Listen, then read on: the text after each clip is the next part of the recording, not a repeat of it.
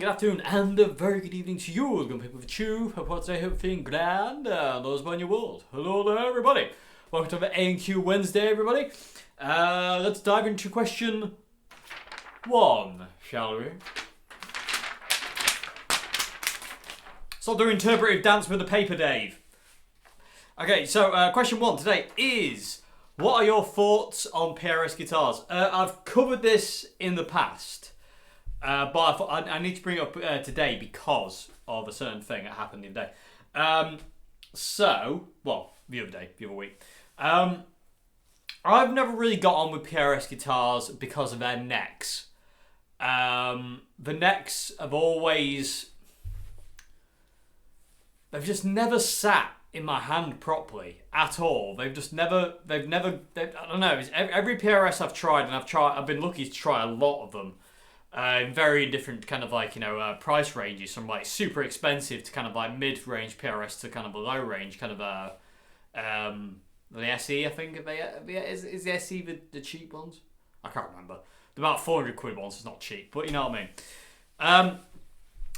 And I've never got on with the necks. I've played so many, and the necks have always kind of like bugged me. They just don't fit in my hand. They're always really uncomfortable. Like, really uncomfortable to me. I've never been able to kind of find a PRS where I can pick it up and go, that's a really nice neck. And it's always been kind of like, it digs into my hand, or it just sits wrong, or I can't manipulate the guitar in the right way, shape or form. It's really, really awkward. Anyway, recently I got a chance to try the John Mayer PRS Silver Sky, and that had a neck to die for. The neck... I know it's supposed to be based on like a 63 Strat. Didn't feel anything like a vintage Strat neck. It had the wrong kind of taper to it as well. I mean, it wasn't skinny at the top and fat at the bottom. It was just kind of like medium. It was kind of like a modern idea of a vintage neck, which is kind of what a lot of guitar necks, reissues these days. Well, saying that, no, the closest reissue I ever found is the Tokai here, the Gold Star, and obviously there's the Springy sound before that. They're the closest I've found to actual exactly like what a vintage Strat or Telecaster or whatever feels like. But the Silver Sky, the neck on it, regardless of that point, was amazing. Absolutely amazing. It was so nice to play. Oh, I didn't want to like it. In a kind of way, I didn't want to like it because I just don't understand it. You know what I mean? I understand it, but I don't understand it. To me, it feels like John Mayer's just flicking the V's up to Fender. That's what that guitar feels like to me. I feel like it's a statement of intent, that guitar. But I can't deny it's a wicked guitar. I cannot deny that. I wish, I was kind of like, be bad. And it wasn't. So, it was a great guitar. It played really well. It sounded great. It felt great. The neck was wicked. Oh my god, it was wicked. It really was a great guitar. And like I say, I kind of I had to eat a bit of humble pie with it, to be honest with you, because I was like, I'm not going to like this, it's going to be bad, it's going to be this, it's going to be that and the other. And it wasn't, and it was really comfortable. Funny enough as well, I didn't feel like I was playing a Strat. I know that's weird to say, but it has its own identity when you play it, if that makes any sense. Like a lot of guitars have their own identity, like, Les Pauls have their identity, blah, blah, blah. But this one definitely had its own identity. It didn't feel like it was, I don't know, I can't think of the exact words I'm looking for there, but it definitely felt different, but familiar all at the same time. It very bizarre, very, very bizarre experience for me. Being a Strat fanatic as well, very super strange, but I cannot deny it was a great guitar. I cannot deny that, because the one I tried felt, sounded, played. The only thing I didn't like is the look of it. The one I played was that kind of like silver. It was kind of a silver thing. I know it's called the Silver Sky, but it was ugly. The colour was ugly to me, and that's just personal preference at the end of the day. But the colour was massively ugly. I didn't like it at all. But the guitar itself was wicked. And it's the first PRS guitar that I've actually picked up and gone, I like this. And I've picked up so many PRS guitars and I've played it and I've gone, no, it's not there for me. It just isn't working. I think it's because it's so based on in Fender land. It's so based in Stratocaster land that it was always going to feel like home to me. You know what I mean? It's too much. It's too close to a Strat to not feel like a Strat, but it's not quite a Strat. If that makes any sense whatsoever. That's the only way I can think of describing it. But yeah, I don't know. But I can't deny it was a great guitar. I really can't. It sounded great. It felt great. It was really good. And yeah, I definitely had to eat a bit of humble pie with that one because I really kind of like expecting it to be kind of like meh, and it wasn't. And yeah, I was like, okay, I concede. It's a great guitar, and it is. So anyway, that is the first PRS guitar I've come across that I've liked. So my thoughts on PRS guitars is I'm not really a big fan. I wouldn't be rushing out to buy one anytime soon, or ever, if I'm being perfectly honest. I mean, they just don't fit. Well, he says. We have this, don't we? So, I wouldn't be rushing out to buy a PRS guitar, no. But, this guitar is something else. This is a Harley Benton, obviously, PRS copy. It's obviously the double cut. And this guitar has a neck to die for as well. And if PRS necks were like this, then I wouldn't have any issues. The neck on this guitar is fan-blooming-tastic. And I love this guitar to bits. And it's really nice. I mean, it's nice to have a guitar with 24 frets. This is just a wicked guitar. But I won't. But again, this is different to a PRS. This doesn't feel like a PRS to me in any way, shape, or form. The only thing that kind of obviously the look obviously resembles PRS, but the only thing that kind of resembles it other than that on the neck is the width. The width is right to a PRS, but the actual neck profile and the way it sits in my hand. Because one of the problems I get with PRS is the way the edge of the fretboard digs into my thumb. I always find it's kind of like, just like, have a bit of that. It's just kind of like digs in, whereas this has got kind of rounded off edges, and I always feel that PRS are too sharp on the binding edges for me, and also on the bottom edge as well. I find that's kind of really sharp, and I don't sometimes like some guitars I tried like the Tremonti and stuff like that. I don't like the shape of the neck. It's just something about the way the neck's shaped. It doesn't really sit comfortably. This, however, is ridiculously lovely, and you'll see this soon, everybody. I will do a video on this very, very soon. But yeah, this is a wicked, wicked guitar, and like I say, it feels nothing like a PRS. It really doesn't. I mean, it looks the part. I mean, I've got to say, if you did that from across the room, you'd never know. And it sounds amazing. These Roswell pickups are insanely good. But I say you'll see more about soon. But that doesn't feel like any PRS I've ever played. You know what I mean? That's totally more in my ballpark, this one is. Whereas where PRS guitars, the necks have never felt comfortable, apart from obviously the Silver Sky.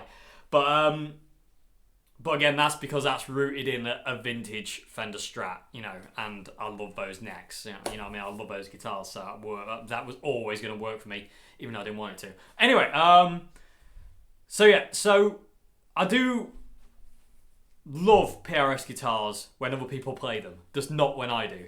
Mark Tremonti, Mars Kennedy, Santana, who else is there? So many people who play PRS guitars. I love listening to them play them. You know what I mean? It's just like, sounds so good. But for me, when I pick them up, they just don't feel right. They look great, they sound great, but they just don't feel right to me. So that's my thoughts on PRS guitars. I mean, I thought I had to address this again. I've spoke about this in the past, but I wanted to address it again because of recently being able to play the Silver Sky. My opinion has somewhat changed slightly. And also getting this as well, as it's changed my, if PRS did necks like this, I'd be very happy, but they're not like that to me. But again, be that for what it may. But like I said, I won't be rushing out to buy a PRS guitar. I love the style of them. I love the look of them. I've always loved it. I remember that one of the first. I remember when I first started playing guitar, we got a guitar magazine, and in it was the PRS Santana. There was like a poster. Poster. It was a full-page spread on the PRS Santana, and I just remember I fell in love with the look of that guitar, and I actually cut that out and had it on my wall for years. That picture of that PRS, and I clearly remember Dad saying, "Oh, we'll get you one of them one day," and then we found out the price was like, "We're not going to get you one of them one day." Far too expensive, but no, I always wanted to love them and just never have, because I adore the look of them. I was in a local guitar shop last year, it would have been now, and I was playing. It had a Tremonti PRS in there, and I picked it up and it looked amazing. I wanted it to be good, and it sounded wicked. It just didn't play right, and it felt wrong. It just felt wrong, and if it feels wrong, it's not right. And I tried a couple of other PRSs that day as well. There was a couple of others in there, and every single one felt the same. And it was just like, nope. And that really bummed me out, because I was just like, I've always wanted to love PRS, and I just can't because of the necks. They just never sit right with my hand. They just do not fit. This was the first kind of PRS style guitar where I was like, well, why don't we do necks like that? And then obviously the Silver Sky recently, but yeah. Anyway, be that for what it may, for whatever that is. But that's my opinion. That's my thoughts on PRS, and my opinion on PRS is I love them to bits. I just can't play them. I'm just not interested in. I've just had enough of trying them, because I've tried so many that I kind of gave up hope until the Silver Sky. But the Silver Sky is a totally different animal to the rest of them. It's basically. It's PRS is reissue of a 63 Strat, in my opinion. That's exactly what that feels like to me. But it's not with it, and it's got different certain things, and it doesn't feels like modern. It's weird. It was such a weird experience playing that guitar. So bizarre. Anyway. But that's my thoughts. Like I say, this thing is wicked. I love it to bits. The Silver Sky is really, really cool. But the others, I've never played any that I just fit. Like I say, I love it when I don't have to play them. I love them when I don't have to play them. Should I say? Bernie Marsden. Oh, Bernie Marsden when he plays his. Whoa, good gravy. Anyway, yeah. So anyway, I hope this answers your question. I'm gonna move on to question 2 now. Okay, so question 2 is, when learning a song, do you think learning more than one at a time is detrimental to the process? No. Not in the slightest, no. I believe that you can learn multiple songs at one time. I mean, I always have done that. When I was learning By the Way, by the Chili Peppers, I remember I was learning Dose, This Is the Place, Universally Speaking, Minor Thing, and Tia all at the same time. And the only one I don't remember out of those 4 is Tia. I don't remember how to play Tia anymore, because I learned it and I played it for a while, but I kind of got bored of it. And the same thing with Universally Speaking. I remember how to play Universally Speaking. I just don't want to play it. But no, it's not detrimental in any way, shape or form to learn more than one song at a time. You could be halfway through learning another song and then start another one. It doesn't matter. It breaks it up, I think. And, it gives you something to... I reckon sometimes learning just one song and dedicating yourself to one song can get a bit tedious and a bit boring and a bit irritating, because you're like, oh my god! Especially if you can't get it. And I think sometimes you need a break from that song just to kind of go, okay, I'm just gonna move over here and do this one for a bit. Leave that one where it is. I'll keep practicing it, but I'm gonna go over and learn this one now. And I reckon that helps. So I don't think it's detrimental in any way, shape, or form. No, I think it's in anything in a. If I'm perfectly honest, I think it's a good thing. Same thing when I was learning Dookie by Green Day. I was learning multiple songs at the same time. I'd be learning like Having a Blast, but at the same time I was learning Welcome to Paradise, and same thing with The Offspring Conspiracy of One. Actually, The Offspring Conspiracy of One, I remember learning Damn It, I Changed Again. Although I only had Conspiracy of One on tape. I borrowed Conspiracy of One from a friend, and something, I don't know what happened, But I've always loved Damn It, I Changed Again as a song. It's like one of my... It's... Next to Denial Revisited, it's my favourite song on that album. But Damn It, I Changed Again, I always loved that song. But something must have happened when I was basically playing the CD and recording it to tape. Something must have happened because for some reason I only got like... The song's only like 2 minutes long anyway, but I only got like a minute of that song. I got like the first verse and chorus, and then it just cuts off and goes to Living in Chaos, which is the next song. For some reason, I don't understand why that was. But I don't know why I did that. But I remember, like, I was learning Damn It, I Changed Again, and I was learning Multiple, actually, at that time. Yeah, I was. Yeah, no, I don't think there's any... I reckon it's good to learn multiple songs, also from different artists as well, like, jump artists. Like, if you're learning Metallica, go and learn a Bob Marley song at the same time. Learn to steer it up. If you're learning Master of Puppets, go and play along, learn to steer it up, or No Woman No Cry. Or if you're playing B.B. King, go and learn, I don't know, Bark at the Moon. You know what I mean? Just something just to break it up. And because I always feel you should always kind of like, you should be dipping your fingers in every kind of genre just to see what suits. And also that, I think that in turn actually helps you as to grow as a guitarist and as a performer and as a musician, because you're not just sticking to kind of one style. You kind of, you're diverting your attention to this, that, and the other. And one style will help another.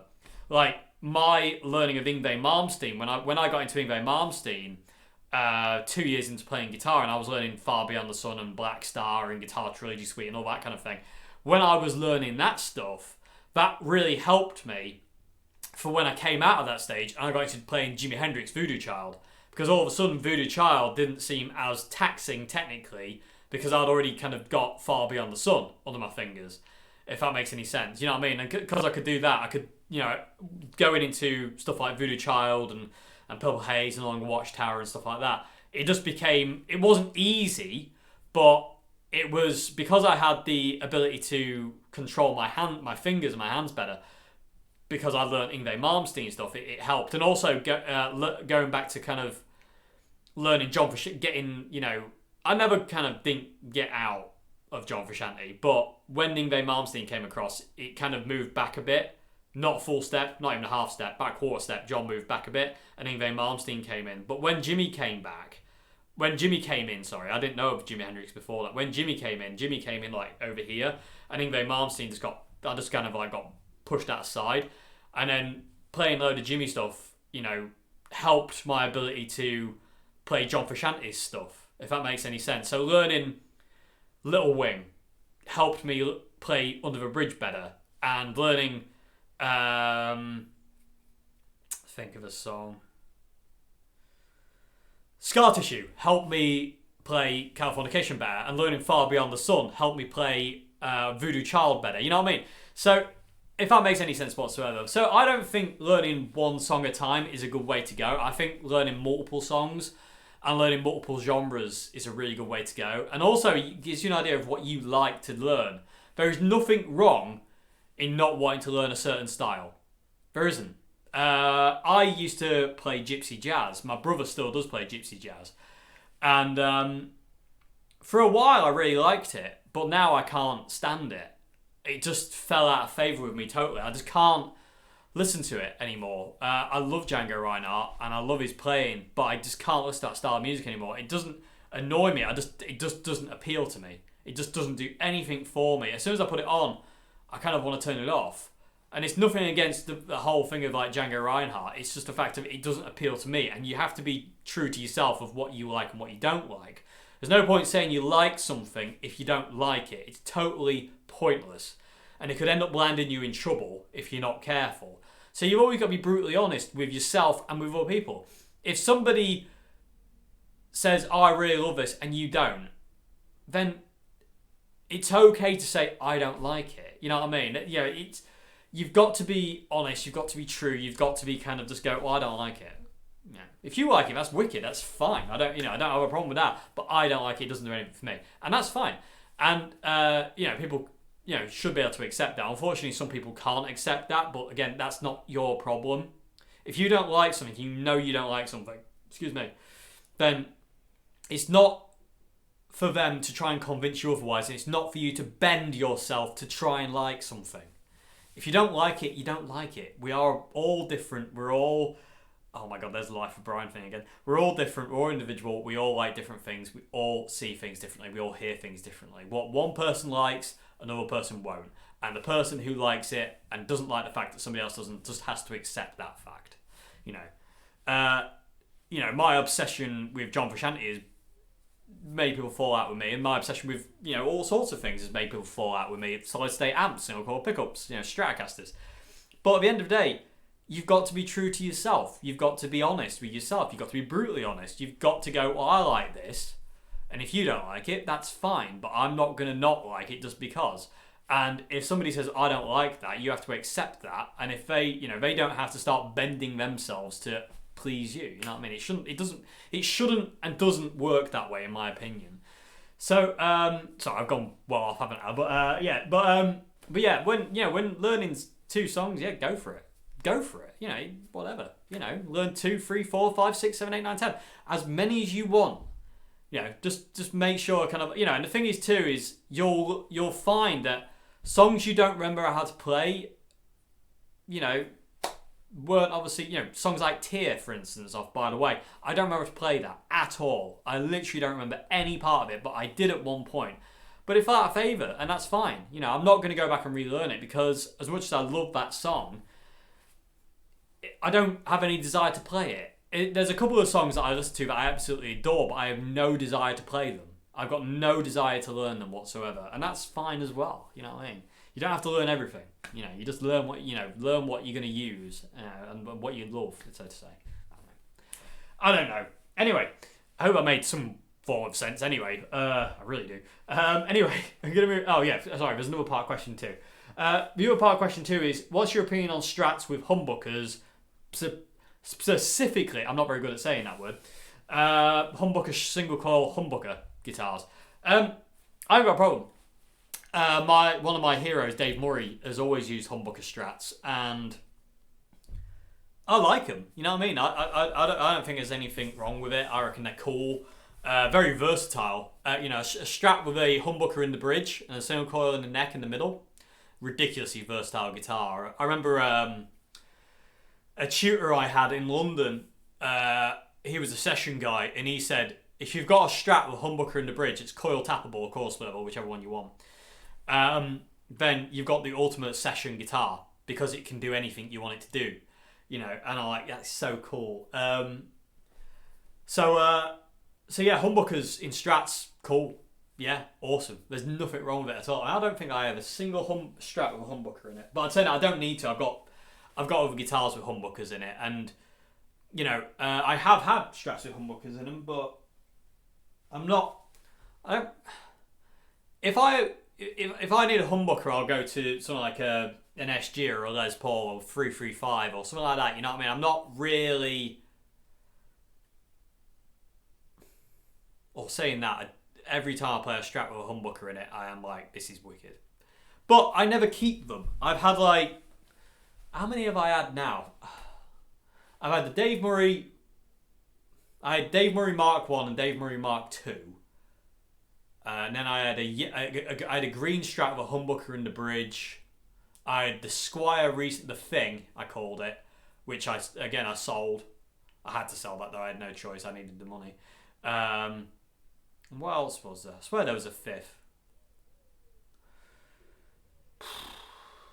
I don't know if a Kramer would class. I used to have a Kramer with a humbucker in the bridge as well, but I know they were really, really cool. But again, I'm so much of a single coil fan, especially with pickups. I love single coil so much that when I play humbuckers, regardless of what guitar it's in, I just miss single coils, like massively miss it.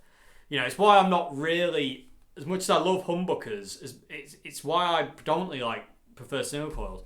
I'm not really a humbucker kind of guy. I'm not really a P90 kind of guy. I like single coil pickups. I always have. There's just something in the sound of a single coil that just really makes me just kind of go, oh, if that makes any sense. You know, I just love it, especially with neck single coil pickup. Whoa, filth, I tells you. But yeah, but humbuckers in strats, wicked, love it. You know. The Gem Junior I borrowed. Well, I didn't borrow. I was setting it up. But the Gem Junior, I also tried a couple of other Ibanez Gem and a couple of other Ibanez's. Oh, I did Geo as well, Ibanez Geo, which had a humbucker and everything. That was amazing. But I ended up not using the humbucker. I ended up just kind of like just going to the single coils. So I might as well just kind of stick to my single coils if that makes any sense whatsoever. Anyway, but yeah, I ain't got anything against humbuckers in strats. I think they're wicked. You know, it's just that, you know, I just don't. They never seem to just. I can't say they don't work out for me. I just never seem to end up playing them because, you know, I don't play humbuckers enough. You know what I mean? I don't. It's not the fact I don't like the sound of humbuckers. I love the sound of humbuckers. It's just single coils are the sound in me, if that makes any sense. You know what I mean? That sound that I hear and feel, it's a single coil sound, you know, and I can't get past that. And I don't want to get past it either. That is the sound I want to hear. So yeah, I don't have an issue with it. I think it's wicked. And straps with humbuckers are so cool. And they look wicked. The blacktop Fender. The kind of like off-white one with 3 gold humbuckers and the Fender amp knob dials. Save me. Oh, love that guitar. I would shave my beard off for that guitar. It's filth. It really is lovely. That guitar actually, funny enough, is one of the only guitars that came out recently where I've gone, oh, well, not recently, but like, you know, in the last year or so, where I've just gone, oh, can't hack it. 3 gold humbuckers in a Strat, a white kind of off yellowish kind of Strat. Oh, save me, filth, love it.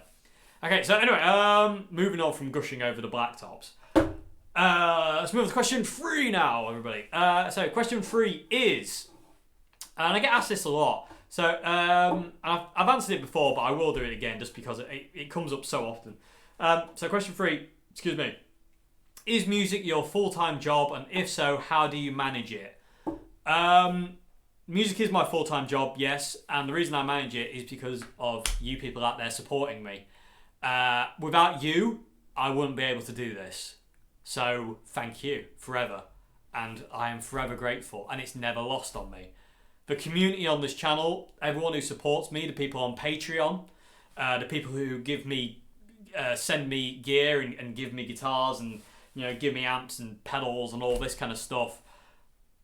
Your support is never lost on me. I am so eternally grateful. I always feel that I don't deserve it because I always try to feel it's like, you know, I'm like, you know, I need to do better. You know what I mean? But that pushes me to do better. You know what I mean? And I like that. I don't ever kind of take anything for granted. I'm like, right, if you're going to send me something, you know, and you're going to let me either keep it or it's a gift or this, that, and the other, then I am going to put everything that I've got into playing this or demoing this or whatever and showing exactly what, you know, what I, you know, as a basically way of saying thank you and show you what I can, you know, show you I'm worthy of it, if that makes any sense, because I never feel worthy of stuff like that. When, you know, when Bob bought me the Fender Stage and, you know, and the other stuff he's given me, like, you know, I don't feel worthy of it, you know. And also the same thing with Green Carrot Pedals and Revelation and you know, all these companies that send me things and people as well who send me pedals, like, you know, they've made Hubcap John and, you know, other people like that. I don't feel worthy of it, so I go out my way to push myself to really strive to be the best I can be to show that, you know what I mean? Like, you know, and that pushes me to be as good as I can be, and I don't like the idea of kind of like phoning it in. I can't do that kind of thing. So how do I manage this? It's through support. I mean, I've got a really supportive family. I've always had a supportive family. You know, I have had the occasional job along the way that wasn't to do with music, but you know, I always say it, to quote Jeff Buckley, I want to be a musician, so why would I dedicate myself to anything other? It just seems totally counterproductive to me to go out and do anything other than music, because this is what I want to do and this is what I love to do. And thanks to you lot out there and people on Patreon and people who support me in other ways on this channel and my family, and friends, I'm able to actually do this for a living. I am in such a privileged position, and I know that, and it's never lost on me. And every day I wake up and I feel like the luckiest man alive. I have problems with depression but unfortunately that has knock-on effects with my depression problem and anxiety problem, because I feel like, that nasty, horrible, dark Dave side of me goes, you don't deserve this. You're not worthy of it. You know what I mean? So, don't, this, that, and the other. But then I have the other side, which pushes me to be the best I can be at this, at what I can do, and push myself to the limits of what I can achieve for you, and be the best I can be for you. Because I don't like the idea of just kind of going, oh, that'll do. You know what I mean? If I do a video and I think, oh, it's all right, you do it again. If it doesn't feel right, I'll do it again and again until it feels right. Same thing with songs and intro jams. It's, I'm not hypercritical, because I think that's dangerous to be kind of, because otherwise you'd never get anything done if you're hypercritical. But I do think you have to be slightly critical of yourself to go, you can do better. You can do better. You know what I mean? Just push yourself. Push it. Today's intro jam is a good example of that. I did one take of that. I recorded the backing track, made sure, then I had some kind of weird grounding issue with my pedal board that I had to fix. For some reason, my pedal board just decided to go. After that, and I had to fix that, and then basically set up a camera and press record and went for it. And it really pushed me, because during the grounding issue, I'd forgotten the chord progression and where the song went. I knew it was in B minor, so I just had to really feel the song out and just lock in with it. And that really helped me push it and go, right, where are we going? And be really, and listen to the music and just submit to the music, let it take me where it wants to go. Because it knows, the moment I if I had second guessed it, I'd have made a mistake. It would have gone wrong. But I'm not going to do that. Music knows best. But yeah, music is my full-time job. I mean, I do guitar repairs and guitar setups and stuff like that, as well as this. Obviously, recently with the virus thing, that's kind of impossible. But recently, with my friend Liam buying that Ibanez, that's the first guitar I've set up in a long time, because you can do kind of do that thing again now.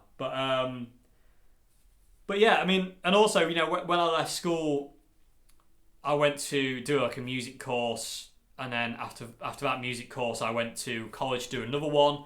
Then I did another one, and then I went to London, and then I came back, and basically just kind of that was kind of the ropey period. But saying that, I wasn't capable of doing it. After I came back from London, I was not capable of doing anything for the longest time because of mental health issues and stuff like that. And then I kind of finally got leveled out, and basically I was lucky. In fact, I had support from my family during that time, because I had no money. I couldn't do anything, and I was just family basically helped me through that point in time, because I was unable to function in any way, shape or form, so it was a nightmare. And then obviously 2013 came along and I started YouTube, and obviously that wasn't anything straight from it wasn't the first video comes out and that's that. It took a long time, and it took a lot of effort for me to work to where we are today. And but it's because of this channel and you are out there that this is my job, and this is all I've ever wanted for my life. As soon as I found the guitar at 15 years old and really started playing at 16 years old, this is all I've wanted, and this is all I do want. I don't care about fame or fortune. I just want to be comfortable making a living as a musician and as a guitarist, and to be able to make videos for you and be the best I can be for people who support me. I'm not interested in striving to be the best guitarist in the world. It doesn't interest me. I don't care. I want to be the best I can be for you, and I'm not interested in look how fast I can play on this kind of side of things. I just want to I want to connect more than I want that. You know what I mean? And this channel gives me that ability, and you are out there open to that, which makes me very, very happy and very, very grateful and humbled hugely by every second I get to do this. Because it could, YouTube being as...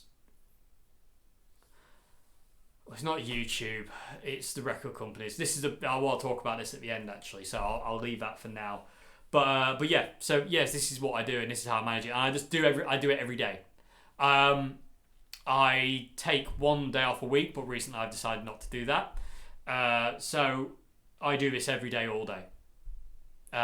Most of my days is filming YouTube videos, editing YouTube videos, replying to comments, liking comments, reading all the comments, and then the rest I play, practice, and learn guitar, and just come up with songs and record songs. And I am lucky in the fact that everything I do revolves around music, and I said this because of you lot, and people on Patreon and people who support my channel in other ways. I'm just eternally grateful. I can't describe it any other way. I can't describe how grateful I am. So yeah. So thank you very much indeed. From all that I am, and will ever be, I am forever grateful, because without you lot, this wouldn't happen. It doesn't matter what I do. It's about, if you aren't there to watch it, it doesn't matter what I do. So every time, I'm so happy, and I'm so grateful, and I'm humbled, and it's never lost on me, and I can't say enough things. I really can't. I'm so happy, and you just make my life a great place, which it isn't most of the time because of this thing, which gets in the way, and it just gives me that ability to keep pushing and to keep functioning, and give me a purpose, instead of thinking I'm just going to go and jump off a cliff, which is all I was doing before I found the guitar, and yeah, still do that now, but I can't, and I don't want to, because I love this, and if I'm not here, I can't do this, and that's just not acceptable. So yeah, you give me a reason for being, so thank you very much, every single one of you. Thank you so much indeed. I really, really mean that from all that I am. I really mean that. So yes, music is my full-time job, and the guitar is my full-time job, and I'm forever grateful, and will be forever grateful. And anything I can do to help, I will. Anything I can do to make people happy, I will do it. You know what I mean? I owe you lot so much that I don't think I could ever repay it, to be honest with you. So yeah, I just don't think there is any way of doing it. But I will always try to. I always strive to be the best I can be for you. So and I'll always be honest as well. I'll always be honest with you, and let you know where we are and where we're going and stuff like that. So yeah. So anyway. I hope that's the question. Moving on to question 4, final question of the day. So question 4 was an interesting question, and also I want to talk about something at the end as well, really quickly. So question 4 is: does wearing glasses have any bearing on your approach to guitar playing and the vibe? No. In all fairness, I wish I had these years and years ago, because I've got, when I went for an eye test, they found I've got photosensitive eyes, which means my eyes do not react well in bright light at all. And I've also got a really weak eye. My right eye's super weak compared to my left. And I always used to get horrific headaches or eye pain. And also, I can't focus on things very well. Without my glasses, it came into very, very sharp focus. No pun intended. But as soon as I got these, I realised how much kind of like that eye froze me, and how much that is better. Because these are very, I think they're very focused as well. So they dim in bright light, and they get bright. They obviously undim in low light. And that has just made so much of a difference. Me and my sister went out for a wander the other day. Well, we didn't go out for a wander. We were out just kind of like, going around the place. And I just took my glasses off to clean them. We were outside. Something got on them. I can't remember exactly what it was. It doesn't really matter, does it, Dave? And I took my glasses off to clean them, and it was really white, overcast day. So the sky's white, and I've got a real problem with seeing white light and stuff like that. It really hurts my eyes, because that came across through being dyslexic. I'm not very good at reading things on a white page. I struggle. I can't see things properly. I don't take that information in. So white light is really bad for me, and it's really bad for my eyes because, again, of a photosensitivity kind of thing. So I took my glasses off to clean it. I was like, I can't see! And it was horrible. And I was literally blind, and I was just like, I can't actually see properly. And I was like, and I say it all the time, I was like, I don't know how I got on without these before this, because it's no wonder I struggled. And when I was having a panic attack, I was never able to focus. Without my glasses, I was never able to focus. Like, when you're having a panic attack, it really helps you to kind of focus on one thing. Just like look at something and really look at it. And just kind of like stop your eyes from going like this and your brain and your head doing this, because that's exactly what's going on is your sensory overload and adrenaline overload. So, and I found I couldn't do that, and that was mainly because my right eye is weak. It couldn't focus as well as the right one, so it was kind of constantly shifting focus. Whereas now, with these on, I can focus so much better, everything's so much clearer, and I can redirect my focus really. It's still difficult. It's so hard for me to do, but I can do it better than I could. Let's put it that way. Does it have a bearing on my approach to guitar though? No, not at all. I mean, in all fairness, I like to play the guitar with my eyes shut most of the time anyway. And even if I'm not playing with my eyes shut, I'm not seeing. I'm hearing. If that makes any sense, I don't. When I play the guitar, I don't look. I don't see. I listen, and I'm in that thing. You know what I mean? I know where things are, but I'm not conscious of what I'm seeing. If that makes any sense. I'm just conscious of the music and what can I do to it and how can I play it the best I can play it. You know what I mean? And if there's a solo coming up, it's like, what am I, submit to the fact of what am I feeling and let that feeling out. You know what I mean? Don't think about it, just let it be. It's all unconscious thought, it's just it's feel. I'm not thinking about it at all. I'm just doing it, and glasses don't really change that. You know what I mean? There's nothing, they don't alter my approach to anything or feel differently. I am aware sometimes that I shouldn't be wearing them because if I get carried away and they fly off, they could smash. So I really shouldn't play guitar with glasses on if I know I'm going to get carried away. Live, I don't think I'd ever wear glasses live just in case I did get carried away and they fly off my face. There's been a few times where I've played and I've done headbanged or something like that and the glasses go woo, and I'm like which is not good. But yeah. So no, I don't find they've done anything. If anything, they've helped me more than anything. And it's great now because I can mix music. If I record a song, I can sit and mix music all day, and by the end of the day, I don't have a horrific eye ache or headache because I'm staring at a computer screen.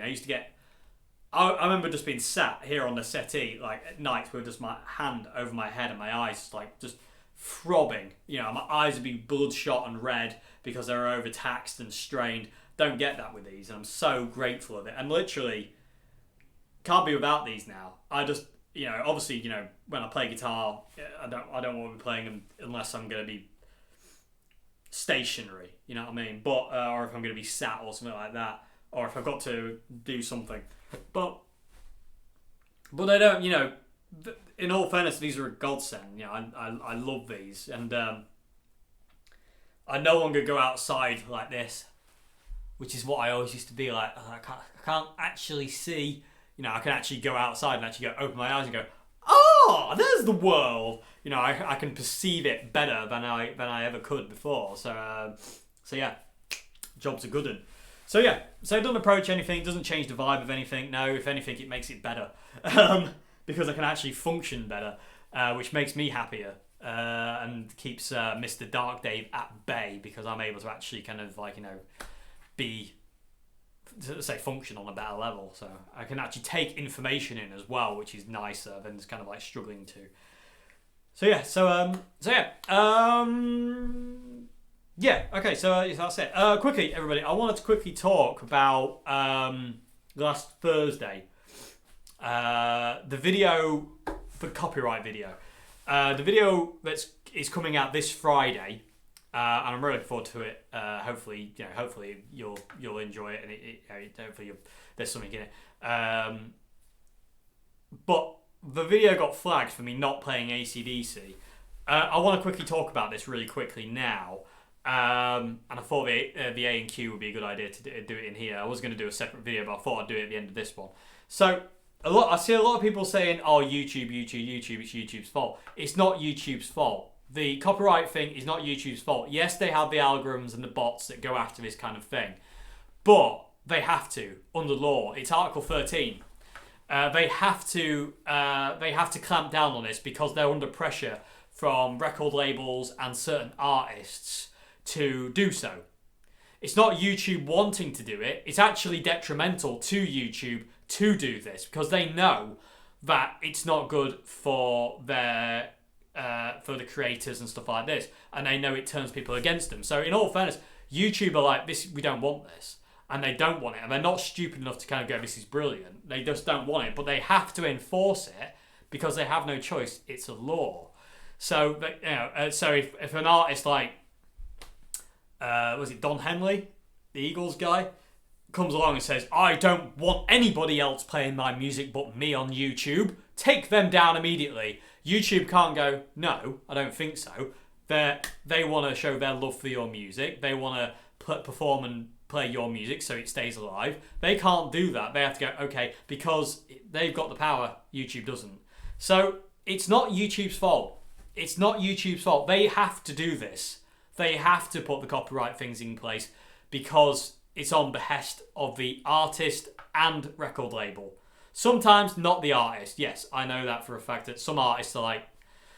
But most artists, unfortunately, don't have control over their music anymore. It's their record companies who have control over their music. So, AC/DC, I'm sure Angus Young wouldn't have any problem with anybody playing his songs, but his record company will. But can Angus Young do anything about that? No, because he signed a contract. It's not his music, technically. Under law, I know it's his music, and I would class it as his music, but under law and contract, it's not. He doesn't own it. They own him, which means they own that song, which means that, they own everything. And this is the dark, horrible world that music business is kind of going into right now, is the fact of it's just an abuse of power, in my opinion. This whole thing of, oh, well, we're going to punish you because you played somebody else's song. Yeah, but I was trying to show my appreciation for it. Don't care.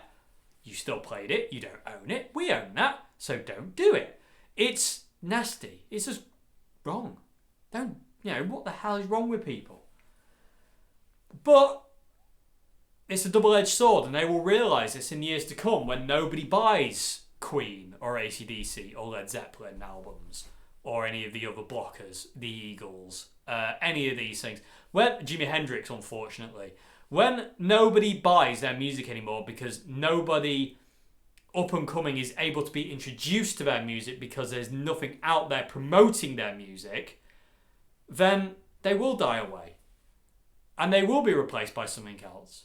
And that to me is absolutely catastrophic. Because you will get people like Justin Bieber replacing Jimi Hendrix or Kurt Cobain. Because you can't play Jimmy's music. Which means if you can't play it, you can't keep it current.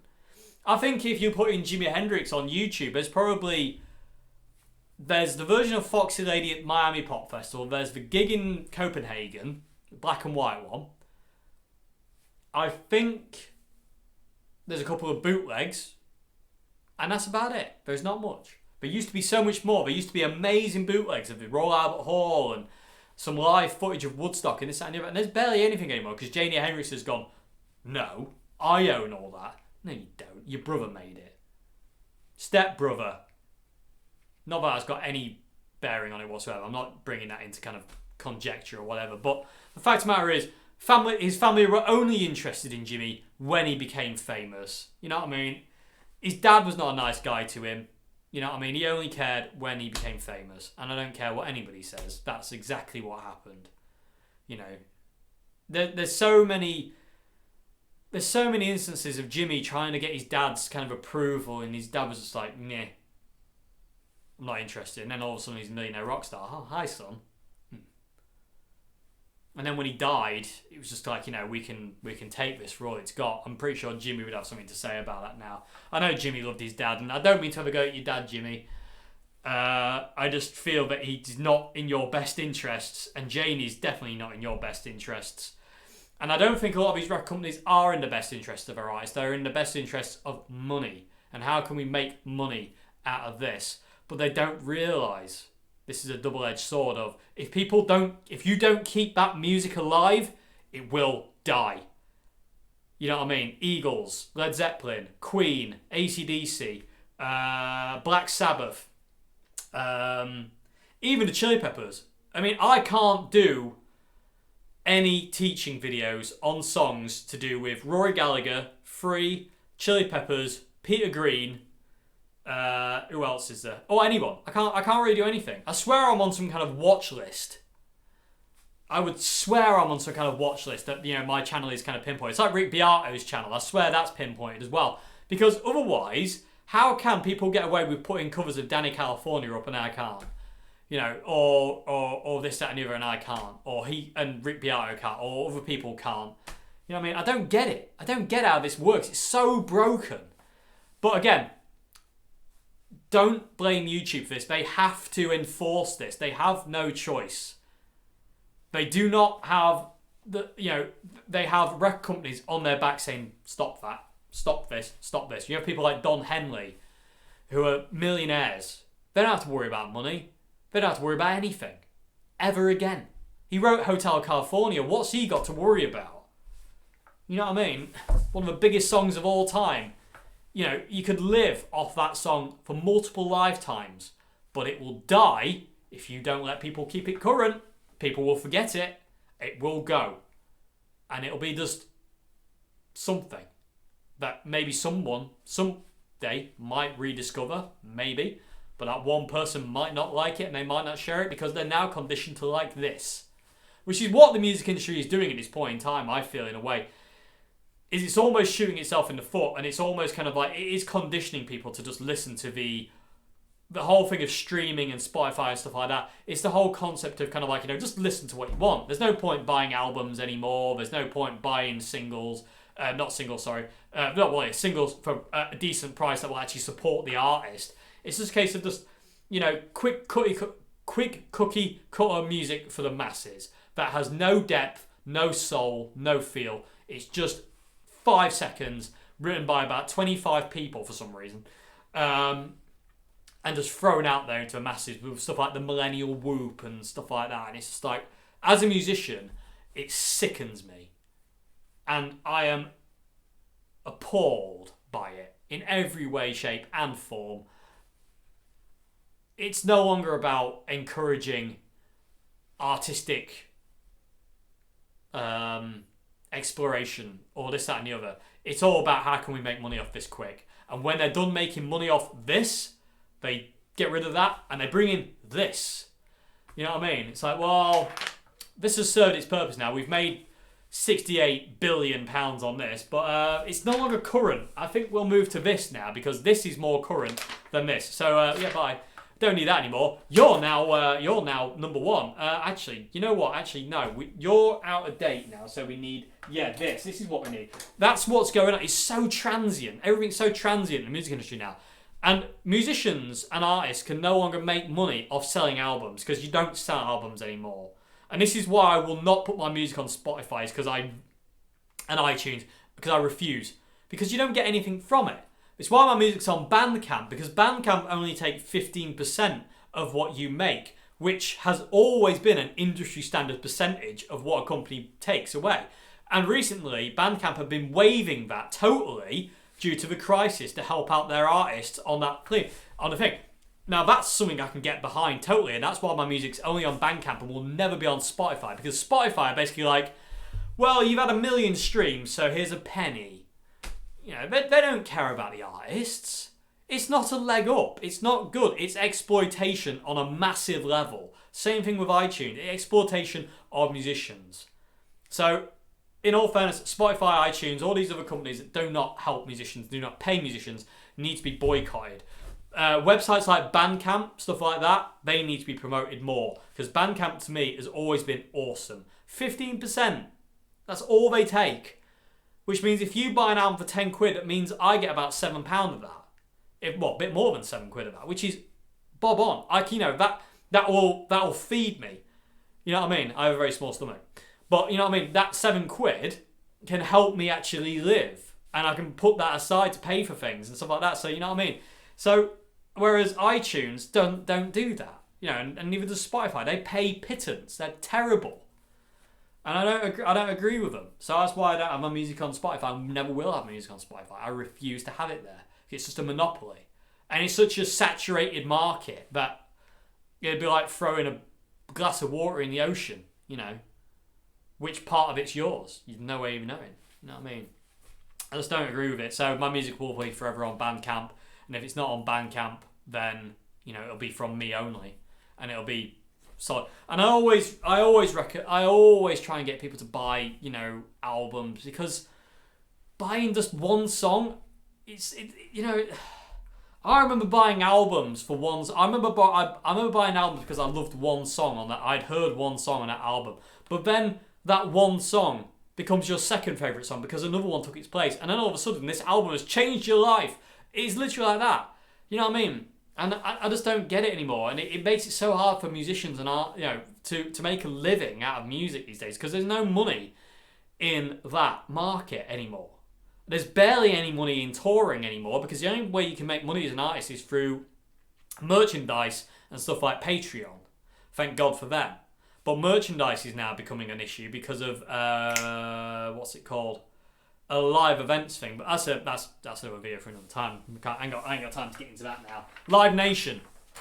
Yeah, look up Live Nation, what they've gone into. So basically, and also with the coronavirus as well, man, it's a mess. Music is a mess. You know, it's a real issue right now. So yeah, but yeah. So coming back to the copyright thing, it's not YouTube. If you're gonna have a go at anybody, have a go at the labels like Epic and Universal and, you know, all these labels, because they're the morons. They're the greedy idiots, and some artists as well. I can't escape that some artists, Don Henley, you know, people like that, scum.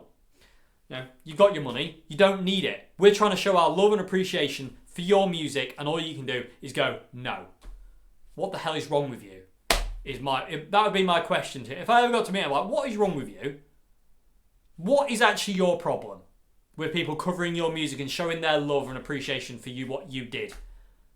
Oh, well, I can't make any money out of it. You don't need money. You will never need money again. You will die a millionaire, and your families will be living off your legend. Well, they might not be. They'll be living off what you did. And they probably, your family's linear will probably never ever run out of money because of what you did. So what is your problem? Oh, it drives me up a wall. If I ever give anybody copyright problems, just kick me in the face. I'm not going to do it because I refuse to. People have asked, you know, the only thing that people should be concerned about is getting credit. You know, saying, I'm covering this song by the Eagles. It was written by this guy, and that's it. Give credit where credit's due, but other than that, let people actually cover it. You know, as long as they're not making money off it, what does it matter? It's promoting you. It's free promotion. Oh, it drives me up the wall. It's so scummy. It's mine. You're not allowed it. It's that kid in the playground with like, you know, it's the kid on the swing in the playground. Can I go on the swing? No. It's my swing. But I want to go on the swing. You can't go on it. Why? Because it's mine. It's everyone's. You know what I mean? It's not yours. Music isn't yours. You know, once you put a song out there and it becomes part of somebody's life, it's no longer yours. It's theirs as well. And it's that person over there. And those millions of people out there. Ugh. Anyway. I just wanted to talk about that at the end, everybody. So I hope that wasn't too much waffle. But yeah. So just bear that in mind. If you're going to have a go at anybody, it's the record companies. It's not YouTube. YouTube don't have a choice in this. You know, Article 13. They don't have a choice. Anyway, I hope you enjoyed this video. I hope you enjoyed this ANQ. I'll see you on Friday for the copyright video. It's gone now, so around that time you'll see like a jump cut. But yeah, unbelievable. Feedback in the A chord is now copyright. Anyway, played an A chord today. Ooh, wonder if this will get copyrighted. Anyway, it's ridiculous. I wonder how long it is until they say no, chord progression's this. I don't know. Anyway. Hope you enjoyed this video, everybody, and I'll see you very soon for another one. Yeah, have a great morning, afternoon, good evening, and I will see you again Friday. So yeah, have a great one till then. Goodbye now.